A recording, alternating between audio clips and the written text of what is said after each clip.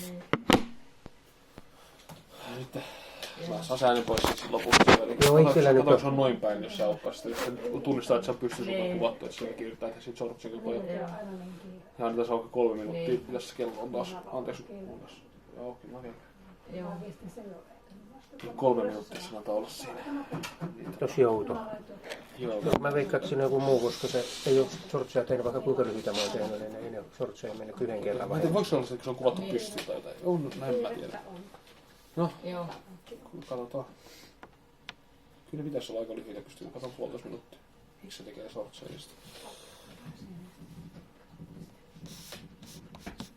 Niin. Joo, että siinä meillä meni ilta sitten, kun rapelettiin vielä, että ne yritti jotain muuta pistää. Ja kun keksitty semmoisia tyhmiä kuin salasanoja. Ne vähän vaikeutti asiaa, kun ei muistettu enää. Niin joo, se on tietysti aina semmoinen haastava osa elämää. Ja vaimo ei ole koskaan tykännyt salasanoista ja se ei ole halunnut niitä tallentaakaan. Niin, Joo. niin se sitten... Se vähän helpottaa nykyään, kun on ne tallennussysteemi, että automaattisesti tallentaa ne salasanat sinne. Mm. En mäkään muistais kaikkia 50 000 eri salasanaa. No niitä on 50 000 suurin piirtein. Niitä on siis meillä varmaan, kun niitä on kirjoitettu ylös, niitä on kuinka monta? Joo, niitä on 10 A4 Joo, niitä on salasanoja. kaiken maailman. No niin, katsotaan, kyllä 1,5 minuuttia pitää riittää.